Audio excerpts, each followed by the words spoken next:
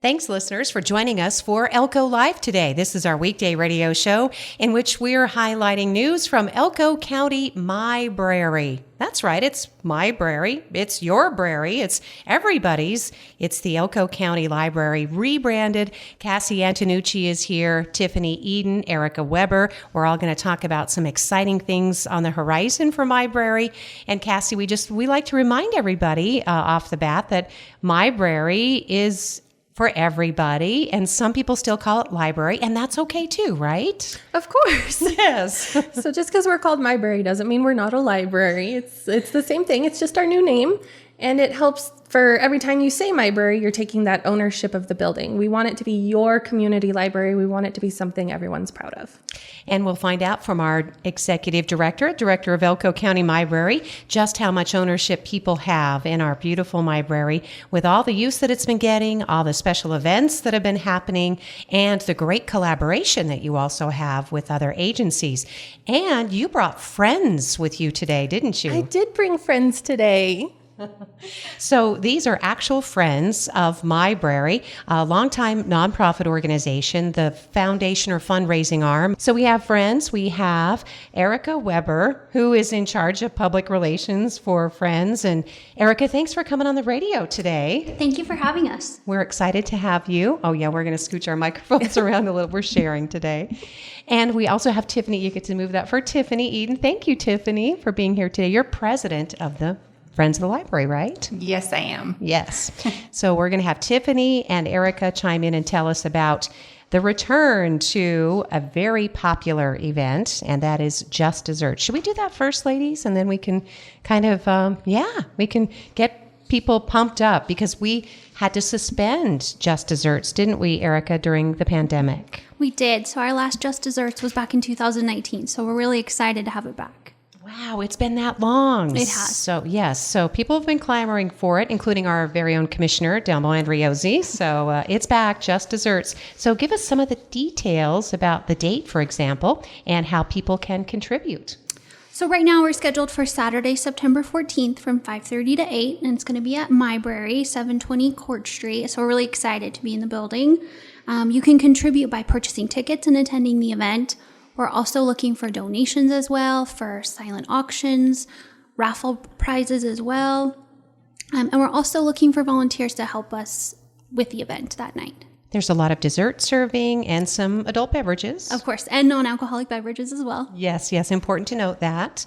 And obviously, a lot of prizes. I don't know, is that something, Tiffani, did you want to talk about how much support we get in the community for this event?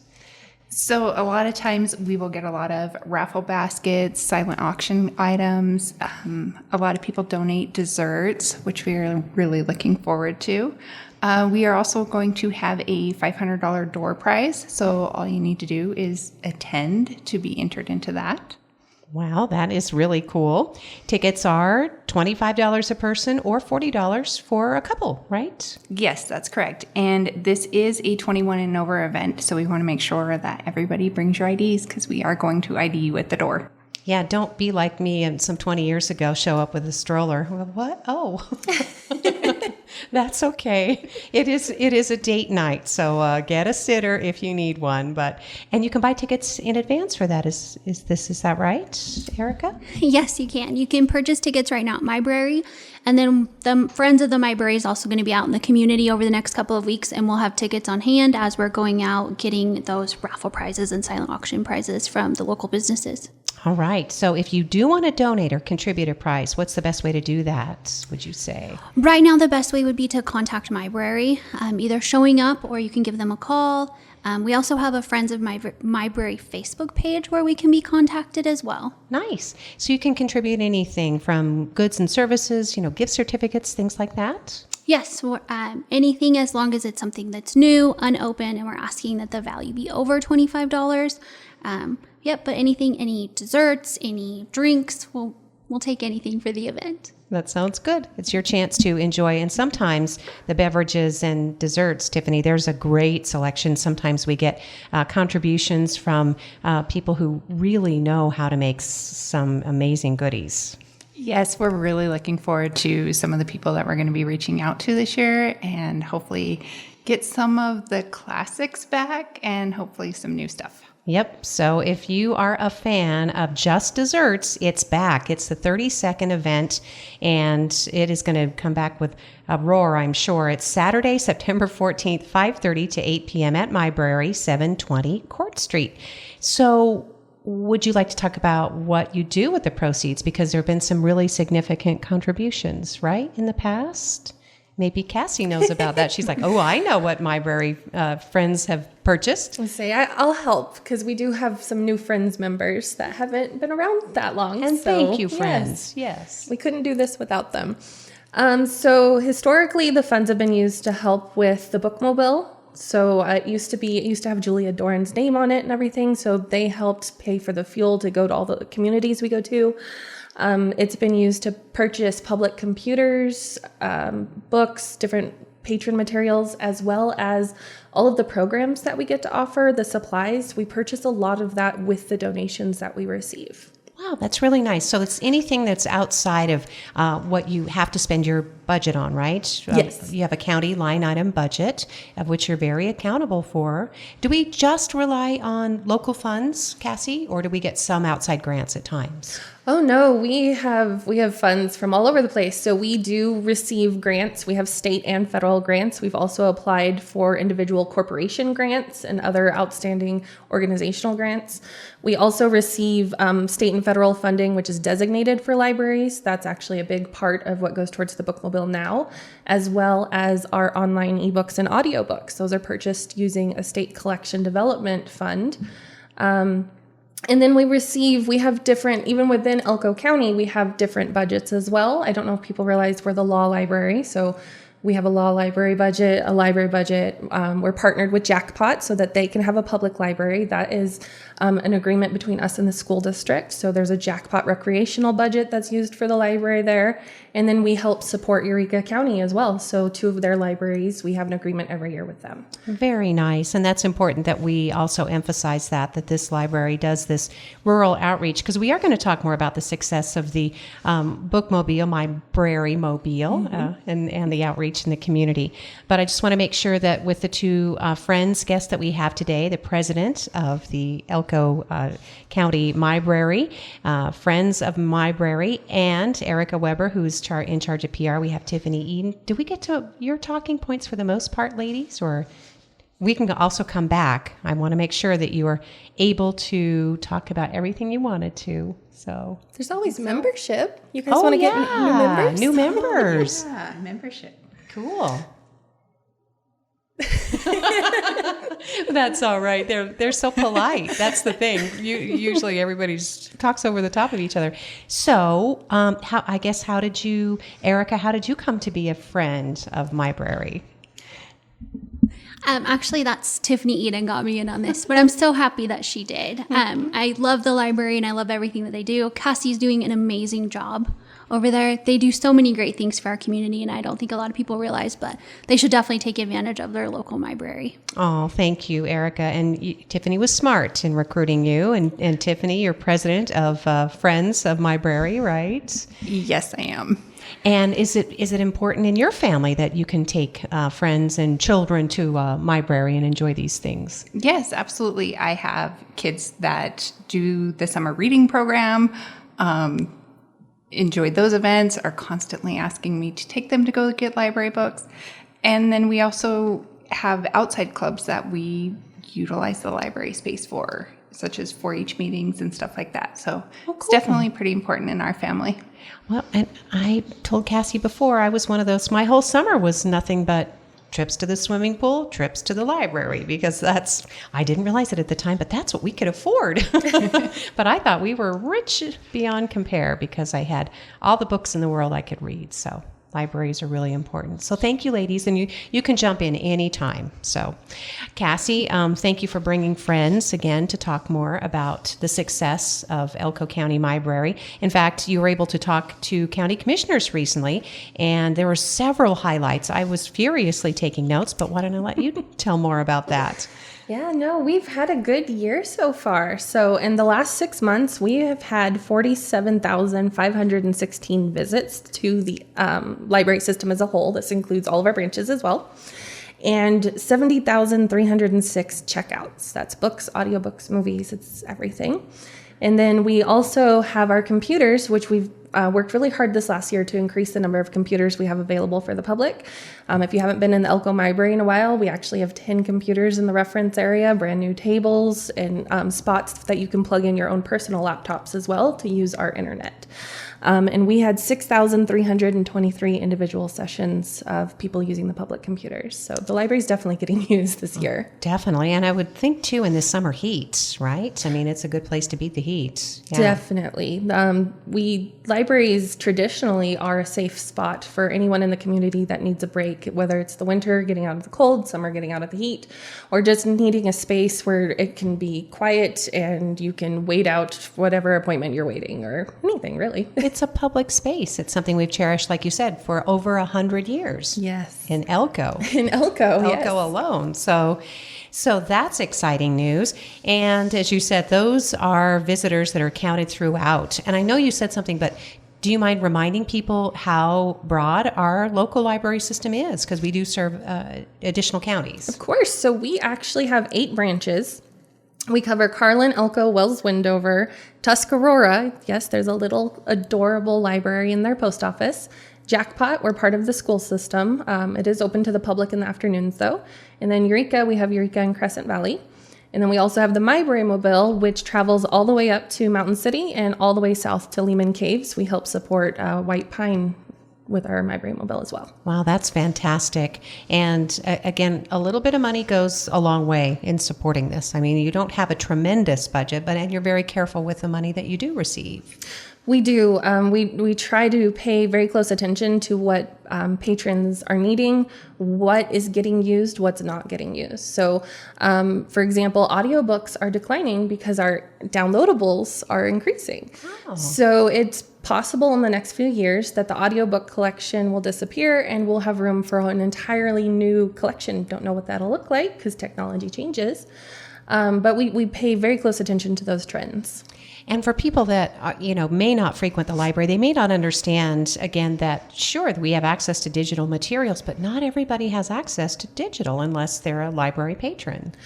No, and this is actually something I spoke to at the state level with the governor's office, that there's this misconception, especially in Nevada, because we have so many rural areas that everyone has access to the internet or has a personal device that could connect to the internet. That's not true. We do have, with the economy the way it's at, poverty levels are increasing. It's unfortunate. And then being so rural, we don't have the same infrastructure that larger cities would. And even in Nevada, those larger cities' infrastructure isn't as great as it could be. We are very behind. So we have access to federal funds that allow us to bring in new fiber providers. I don't think people knew this. We helped break the monopoly on I-80 for fiber in 2019. We joined this program. The governor's office reached out and they're like, hey, we need help. And so the board, we considered it for a while. We decided to go ahead and move forward with it. And we brought in new providers. And once they broke that barrier, it opened the door for all these new internet providers you see coming in right now. So we're continuing to use E-rate funding. We've brought fiber to Eureka and Crescent Valley, to Carlin. We're expanding as much as we can. And then with the Mybrary Mobile, because that route goes into such remote locations where phone signals cut out, we were approved for Starlink. So we're going to turn the Mybrary Mobile into a mobile hotspot. It helps us with staff and checking out items. We'll be able to help patrons better, but it will also be available for them to use. They can come hang out at the Mybrary Mobile while it's parked, and they can connect their phones or devices that they might have and do anything they need to, job applications, schoolwork, or just maybe they need to look up a question. It'll be free. So. Well, that is fantastic. And that, of course, is just one of the many functions that you've been able to provide. As you said, sometimes it's in the background, but now we can appreciate that, Kassie. So, yes, definitely. And that's a good segue into Mybrary Mobile, because turning it into this mobile hotspot, you're also allowing new stops. You've been able to expand your route recently. We have. So we've done some repairs, and we have a new Mybrary Mobile driver. His name is Ryan. And he is going out. We've switched his schedule to 410s, meaning we're able to have longer days on the road. He's able to stay longer at certain stops. And then we've added additional stops like Tuscarora. We used to only stop at the school, but there were requests for in town. And it was kind of, you have to turn into Tuscarora and then drive back out. And that was already such a long day because we have Oahe and, Mountain City. Now we've added that stop. We've added South Fork. We're adding different schools and different honor camps throughout the county as well. So not only rural communities, but ranches. At times, you were able to visit some of the prison locations. Is that still a stop for? Yes. So we still stop. I know we still stop in Ely and I believe Carlin. Mm-hmm. Yeah, that makes sense.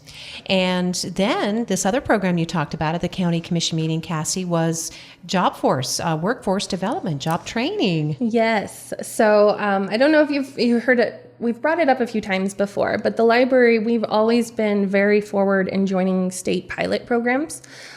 So this is basically a combination of all the pilot programs we've worked on in the last 10 years. They've come together, and now we have a job force development database and virtual reality training software.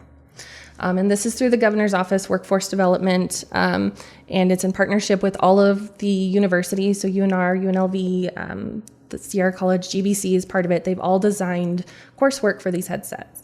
And the library is supposed to be your first step. And if you're wanting to change careers or you're not sure what career to go into, you can come into the library and we'll guide you through our database, and then you have the headset. And we recently partnered with the school district, actually, and we did this project with high school students. And their job was to learn the software and come up with a program on how we can present this to the public. How would we run a class in the library? And then as part of that, they took a course in the headset themselves that helped them practice for the work keys test, which, if you haven't heard of, is part of the ACT, and it's a certification that a lot of companies in the US and Nevada specifically have said, if you graduate with the certification, we will move you up to the top of the line. You're almost guaranteed a job because you went and took this test. And so we had 10 interns, 9 of them chose to take the test, and all of them passed, some of them at platinum levels. We were very impressed. Wow, that is fantastic. And then the governor's office is actually going to use our program as a model? Yes, so we were the first library district to do this, and we helped design the curriculum and how to work with the students. So they're going to take everything that we put together and they're going to launch it statewide. Wow, that's great. So congratulations to you and the staff and all the partnerships that you helped to create, because, again, these are exploring careers, and a lot of students are not sure what they want to do as they start to near the end of their high school, right? Yeah. So, yeah. Well, even people that have been in their career for looking for change. 10, 20 years and want something different. This software, it's designed, it has I don't know, I enjoy taking those little tests, personality tests. The software has that sort of thing, but it's all geared towards jobs. So it might be you scored this, you might be really good as a librarian, or, That's cool. What fun, Kassie. Well, thanks for reminding us. And you can just go and ask about, say, hey, where can I try on one of those virtual reality headsets and explore some career opportunities? Just go to the front desk, right? Yes. All right. No matter who you are. That's really cool. And then, as we talked about the power of the summer reading program, oh my goodness, something like 730,000 plus minutes have been read so far. Well, that was as of last week. Oh, so that number, that's outdated. Yes, our youth, we cannot keep up with them. So these are youth 0 to 18. They're logging their minutes. We're about 6.5 weeks into the program. The last day is next Saturday, the 3rd. And so they're just chugging along, breaking every goal we've set and finding all those hidden prizes that we've put into the software. And our numbers have been outstanding. The kids coming in for the programs, we changed up how we do things this year. So we've always offered the camps during the summer for the kids. Usually they're a 1-day camp. This year we did 3-day camps. And they're all science or art or some sort of, they have to come in and solve some sort of challenge. So I guess STEM-based, if you think of it that way. And just the enthusiasm that we're seeing and the joy. And it's been so wonderful seeing these kids come in and have fun learning. Mm-hmm. And Cassie, that helps them to retain what they've learned the previous school year, right? So, Yes. So summer reading is designed to keep them engaged throughout the summer so they don't forget everything by the time they go back to school. Oh, yeah, definitely. It's such a sneaky thing to do. It is. Yeah, but it works great. Well, and then I think this is super exciting too when you were talking at the county commission meeting about the expanding the types of programs and doing some unusual things. It used to be when you go in the library, shh, no food, right? I mean, there were rules. There were rules. And even though librarians, at least in my experience, have always been so kind and so helpful, they had to enforce the rules. But yeah, We've changed the rules. quite a bit. So no, we're no longer a shushing library. In fact, all of our job descriptions now say you might experience moderate noise in the workplace. But no, yeah, we've been trying to expand the types of programs we offer, especially for adults. That's always been a struggle, finding things that adults have time for and will enjoy doing. So one of the ideas that staff came up with for this summer was the Bad Art Brunch. And that was basically, it was a brunch at the library where you come, we sort of set up a random display and you're given paint supplies. And the goal is to paint as badly as you can, but still recognize what you painted because we wanted it to be low stress and fun. And then of course there were mimosas, which kept it low stress and fun. So, and actually Tiffani and Erika came to the event. Oh, so ladies, would you like to tell us how that was? Bad Art Brunch. Yeah. It was a good time. Yeah. Isn't it nice to use the library in such a different way? Yes, it was, we got to go hang out with friends. We met some new people. I am not an artist at all, and I had the best time just playing with paint. Very nice. And for Erika, for you, any special memories that stand out from Bad Art Brunch? It was just a great event. It was packed full. So the people are definitely utilizing the library. It's great to see the outreach to adults in the community as well. It was so much fun. They had great food, drinks. My art was horrible, but it was still fun. No, and actually, this was probably our most attended adult program, like just a simple, it was supposed to be a 2-hour thing. It went overtime.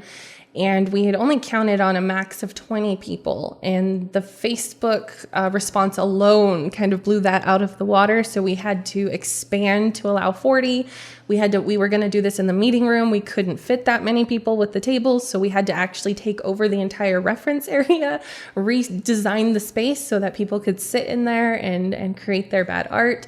And we've had so many people reach out asking if we can do it again, that it was so enjoyable. We even did little surveys and everyone said it's enjoyable. We want to do it again. We like that it was low stress. We like that we got to meet new friends. Like it was something that really, they showed that there is a need for this. So it's something we'll definitely continue. Oh, great, Cassie. Thank you for explaining and describing that really cool program. And obviously these are clubs or opportunities, things that can be expanded to other communities too, if there's support. People are interested, right? Oh, definitely. So a lot of it comes down to if we know there's going to be attendance and just what the different facilities can handle. Obviously, you know, our Tuscarora Library probably can't do a bad art brunch, but we are more than happy to do programming at all of our libraries. We've expanded Wells and Windover, actually. Windover just started I forget the word for it. It's like a little cute crochet character, amigurumi, that's the term. Oh. And so there's an amigurumi club. They meet every other week now, and she teaches people how to crochet these adorable little, characters and stuff. And then we've created 2 new book clubs where you don't have to read a specific title. That's not the point of the club. It's bring your own book. Bring whatever you're reading. Come meet new friends. Tell them about the book, why you love it, why you hate it, and just enjoy talking to other people that also like to read. All about their books. That is really cool. So from anywhere from Wells to West Wendover, Tuscarora, you could probably use Society Hall if you ever needed to branch out a little bit. Could. Yes, that's a beautiful space there. And something too that was super cool about teens running around with Nerf guns in the stacks. That's wild. Yes, we had our first late night teen stay at the library. So basically we closed at 7, but all the teens got to stick around and have a party in the library. Again, this was another event. We thought we'd maybe get like 10 teens. It's a Friday night. There's, it's summer. There's other things to do. We had 27.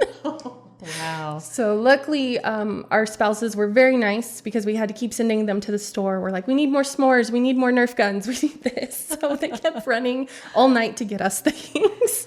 But yeah, no, they watched a movie and ate s'mores, and then we had the Nerf gun fight in the stacks, which staff might have participated in, and it might have been amazing, and you might still be finding Nerf bullets in the library. Wow, that's fantastic. So these new non-traditional uses, but that's how we make these spaces our own, right? And perpetuate literacy. Yes, and when people think of libraries, they think of books. We're a place for books, but there's more than one kind of literacy, and we're trying to focus on building that community engagement and letting people, I guess in a world where technology and social media, and we're all kind of isolated now, building that connection back together. I know that was really a lot of work that the board, the library board, obviously now involving friends of the library, of Mybrary. You spent a lot of time in considering this before rebranding, right, Kassie? There were months and months of work. Oh, so much time. We had to, of course, come to an agreement and decide if there was this need before we even reached out to consultants. And then once we did pick our team, they spent months. They came here. They interviewed people on the street who didn't even know who they were. Like, they had no idea what they were answering questions for, but it was about this rebranding. We did community surveys, and we had a committee of it wasn't just me picking a name out of a hat. I've said that before. We had commissioners and friends members and board members and community members as part of this committee, all giving input and feedback on, the things that we feel the library means. And this is how we came to that. It certainly seems to be working, Kassie. I mean, can you see the results of it? I can. All of our numbers have increased. We've given out more library cards in the last year than we did in the last 2 years combined. We have people moving in from out of state, bigger libraries. There's always this assumption a bigger city has better things. And staff are constantly being told, how much they love the library, how nice our library is compared to those other cities. And they like the Mybrary name. I know not everyone does, but most people do, so we'll take it. Yeah, it's just something that people are getting used to. That's all. Because I know, I love, like I said, ever since I was little, they were always, but it's Mybrary. I feel good about that. So yes. So Kassie, you and your staff do an amazing job. And we just, it's always nice to get to thank you in person for all of this hard work and for you to know that you are appreciated. I know that County Commissioner Travis Gerber said in particular during that meeting that he said, thank you for spreading literacy. I mean, and that's pretty much all of these activities lead to people coming to the library and then checking it out, like saying, this is all belongs to all of us, right? We're all stewards and we all participate, and this is something that we can enjoy together. Exactly. Yeah. So thank you, Kassie. I hope we got to all of your talking points for the day. I'm going to close out with our friends, ladies, and they can remind us again of Just Desserts. But did we hit your high points? We did. All right. Kassie Antonucci is director of Elko County Mybrary. From Mybrary Mobile to summer reading to workforce development to exciting programs like Nerf guns and bad art. It's all going on at your Elko County Mybrary. So Erika and Tiffani, anything to add in closing? We just want to send everybody your way in time for Just Desserts. Yes, we would love to see everybody at Just Desserts. We're super excited to be bringing this back. And I also want to mention that we are looking for members to be part of the Friends of the Mybrary. We can't do this alone. We do need help. And we'd love to have you guys join us on the board as a member, help continue with Just Desserts or other programming that we can raise funds for the Mybrary. Thank you. And Erika, anything from you? I do just want to share that you guys can come out and see a sample of what Just Desserts will be like at the commission meeting on August 7th at 1:30. We're going to be presenting a proclamation to the board to declare Just Desserts Day on September 14th. So like I said, we'll be there August 7th at 1:30, and we'll have samples of desserts for everybody in the audience there to enjoy. Well, that is fantastic. We will all be looking forward to the 32nd event, Just Desserts, back from the pandemic, and we'll all be there. It's going to be so much fun. Thank you for supporting our Elko County Mybrary, Friends of the Mybrary, and Kassie, and thank you listeners for joining us for Elko Live today.